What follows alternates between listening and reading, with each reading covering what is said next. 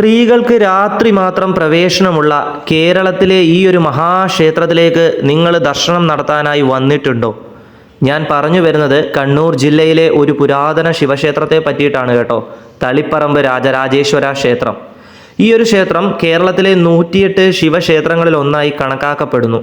ക്ഷേത്രത്തിൻ്റെ വാസ്തുവിദ്യ, പ്രത്യേകിച്ചും അതിൻ്റെ കേരളീയ ശൈലിയിലുള്ള നിർമ്മാണം എടുത്തു പറയേണ്ട ഒന്നാണ്. രാത്രി 7:30 ശേഷം മാത്രമേ സ്ത്രീകൾക്ക് പ്രവേശനം അനുവദിക്കൂ എന്നത് ഇവിടുത്തെ ഒരു പ്രത്യേകതയാണ്. പരബ്രഹ്മസ്വരൂപിയായ ഭഗവാൻ പരമശിവന്റെ പല പേരുകളിലൊന്നായ രാജരാജേശ്വരൻ്റെ പേരിലാണ് ഈ ക്ഷേത്രം അറിയപ്പെടുന്നത്. ശിവഭഗവാനാണ് പ്രധാന പ്രതിഷ്ഠ.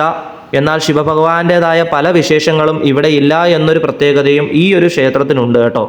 കൂവളത്തിൽ ഉപയോഗിക്കില്ല, ധാരയും രുദ്രാഭിഷേകവും പതിവില്ല, പ്രദോഷ വ്രതത്തിന് പ്രാധാന്യമില്ല, ബുധനാഴ്ച വിശേഷ ദിവസമായി ആചരിക്കുന്നു തുടങ്ങിയവ അവയിൽ പ്രധാനമാണ്. എന്നാലും പ്രതിഷ്ഠാരൂപവും ഭാവവും എല്ലാം ശിവഭഗവാന്റേതാണ്. ഇവിടുത്തെ ദർശന സമയം എല്ലാ ദിവസവും പുലർച്ചെ 5 മണി മുതൽ ഉച്ചയ്ക്ക് 12 മണി വരെയും വൈകുന്നേരം 5 മണി മുതൽ രാത്രി 8:30 വരെയുമാണ്.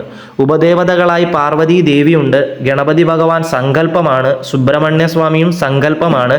കൂടാതെ ദക്ഷിണാമൂർത്തി, പരശുരാമൻ, നന്ദികേശൻ, ഭൂതത്താൻ എന്നിവർക്കും ഇവിടെ പ്രതിഷ്ഠകളുണ്ട്.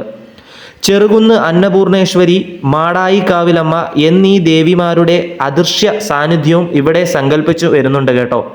നെയ്യ് അമൃത് സമർപ്പണം ഇവിടെ പറഞ്ഞറിയിക്കാൻ പറ്റാത്ത ഒരു അനുഭവമാണ് കേട്ടോ. നമുക്ക് ഭഗവാന്റെ അടുത്ത് ചെന്ന് ഭഗവാനെ കാണാനായി സാധിക്കുന്നതാണ്.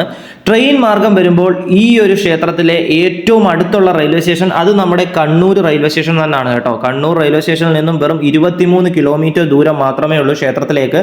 നമുക്ക് പ്രൈവറ്റ് ബസ്സുകൾ ലഭിക്കുന്നതാണ്. അതായത് റെയിൽവേ സ്റ്റേഷന്റെ തൊട്ട് മുൻഭാഗത്ത് നിന്ന് വെളിയിൽ പുറത്തോട്ട് ഇറങ്ങിക്കഴിഞ്ഞാൽ നമുക്ക് ബസ് ലഭിക്കുന്നതാണ്.